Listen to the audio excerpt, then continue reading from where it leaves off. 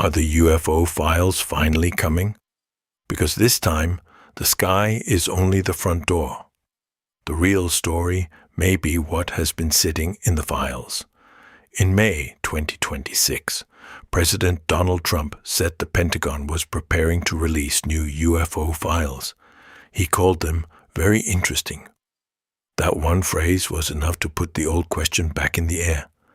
Is this it? Is this the moment where testimony, rumor, and grainy video start turning into a record trail?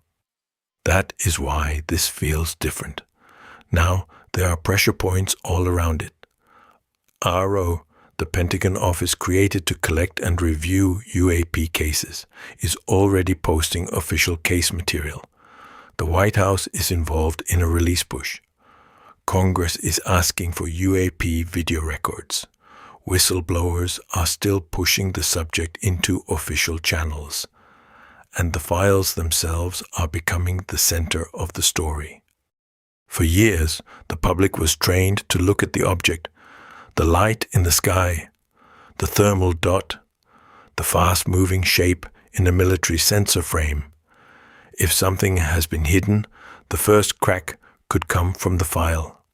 A case number, a timestamp, a longer version of a video, a sensor platform, a classification note, a redaction around the wrong detail, a congressional request for material the public has never seen. That is how a buried story starts to surface, piece by piece. And that is why the new UFO file cycle deserves attention. AARO's public pages already show what this can look like.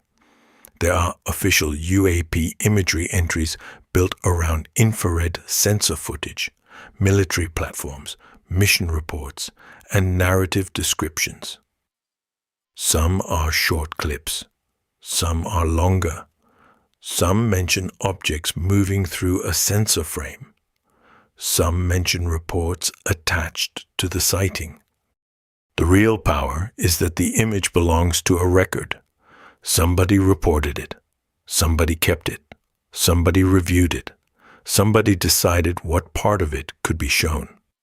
That is where the UFO story becomes more than a campfire story. Files connect things. They connect dates to locations, locations to agencies, agencies to sensors, sensors to videos, videos to witnesses, witnesses to reports, and reports to decisions. If the files are finally coming, that chain is what matters, because a file can show what officials were looking at before the public ever heard the story. It can show whether a sighting was treated as a curiosity, a threat, a classified problem, or something that kept moving through the system. It can show whether one video was isolated or whether there were other records attached to it. That is the dream behind the phrase UFO files.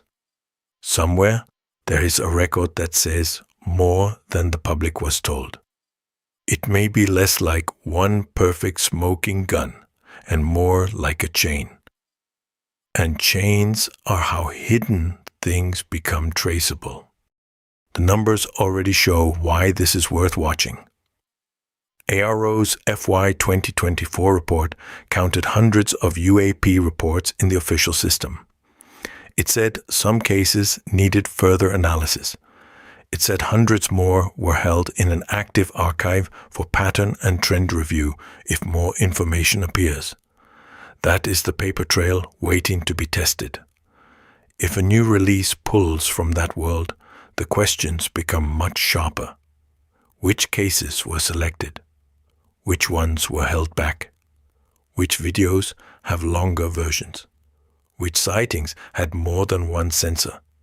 Which records mention restricted airspace?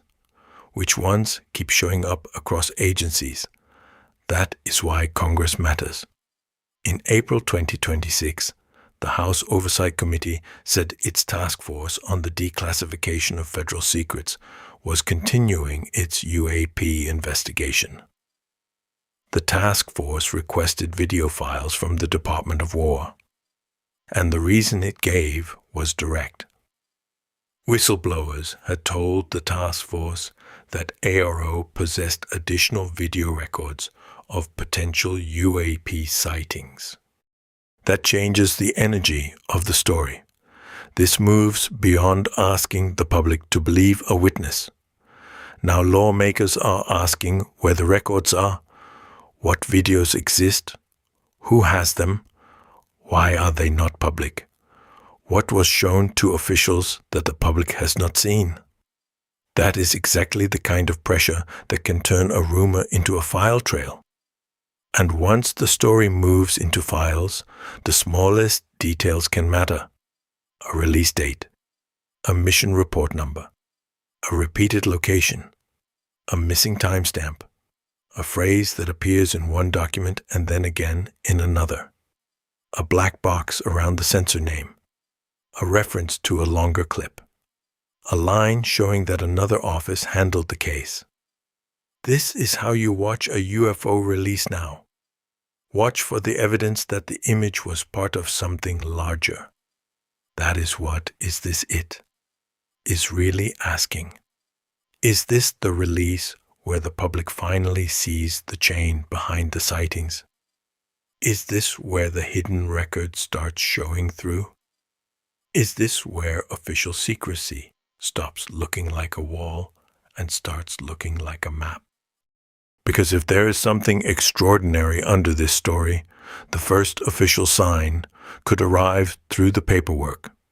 It may arrive as a file that points to another file, a video that points to a report that points to a program, a redaction that points to a censor record that points to a longer event.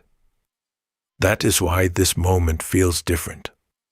The public is waiting to see whether the government has a trail, and the signs are lining up.